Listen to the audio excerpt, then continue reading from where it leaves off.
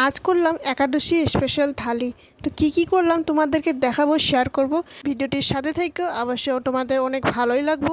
আর ভিডিওটি যদি ভালো লেগে থাকে অবশ্যই একটা লাইক কমেন্ট শেয়ার অবশ্যই করে দিয়ে যাবেন।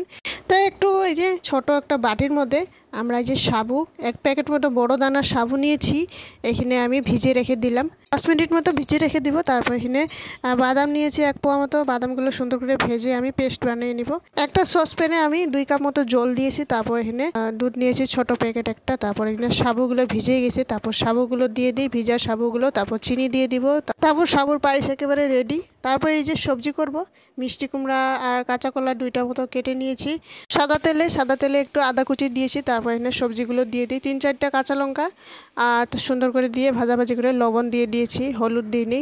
লবণ দিয়ে সেদ্ধ আলু করেছিলাম, একবারে কুকারে সিদ্ধ করে নিয়েছিলাম। তারপর এই যে ভাজাভাজি করে আমরা এই যে জল দিয়ে দিই। জল দেওয়ার পরে 2 মিনিট ঢাকনা দিয়ে রেখে দেওয়ার পর তারপর এখানে বাদাম একটু পেস্ট বানিয়ে রেখে দিয়েছিলাম, ভাজা বাদামগুলো সুন্দর করে এই যে সবজির উপরে দিয়ে দিই। তারপর এই যে দেখুন একটু ঘি ছড়িয়ে দিব। তারপর এই যে দেখুন মাখো মাখো করে সবজিটি করে নিলাম, বেশি ঝোল করলাম না। এই যে দেখুন কি সুন্দর হয়েছে, মিষ্টি কুমড়া তারপর কাঁচা কলা দিয়ে সুন্দর মাখো মাখো করে। তো কোনো ময় মশলা কিছু নাই, তো খালি আদা কুচি দিয়ে করেছিলাম। দেখুন কি সুন্দর হয়েছে। একটু উপরে গোটা বাদাম দিয়েছিলাম, ভাজা বাদাম। তারপর এই যে দেখুন হয়ে যাওয়ার পর সবজিটি, তারপর এই যে সাবু, তারপর সেদ্ধ আলু দিয়ে আর এখানে বাদাম ভাজা ছিল একটু পেস্ট করা। তারপর সুন্দর করে মাখামাখি করে একটু লবণ দিয়েছিলাম। তারপর এখানে সাদা তেলে আমরা এই যে দেখুন সুন্দর করে এইভাবে গোল গোল করে মাঝখানে একটু ফুটা করে দিব।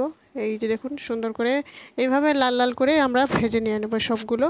তো এইভাবেই আলু সিদ্ধ করে আর সাবু ভিজিয়ে সুন্দর করে অনেক কিছু, সাবুর পিঠাও করা যায়, সাবুর খিচুড়িও করা যায়, সাবুর সবজিও করা যায়, আর সাবুর পোলাও করা যায়, অনেক কিছু করা যায় এটা দিয়ে।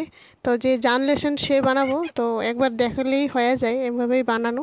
তো ঘরে একবার ট্রাই করে দেখবেন এইভাবে। তো একাদশীর দিনে অতি সহজে এইভাবেই সব কিছু করা যায়। আর কে বলে তো একাদশীর দিনে তো অনেক কিছু খাওয়া যায় না। তো এইভাবেই আমরা করে একাদশীর দিনটি পালন করি। তো এই যে দেখুন সবগুলো বানিয়ে রেডি করে নিলাম, ভগবানকে দিব এখন ভোগ লাগিয়ে। তো এই যে আমাদের ভগবান একেবারে রেডি।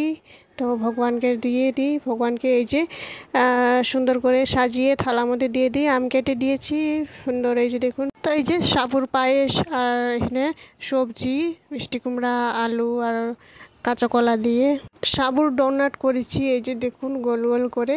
তো এই যে দেখুন ভগবানকে ভোগ লাগা হয়ে গেছে, তো আমরা এখন প্রসাদ পাবো।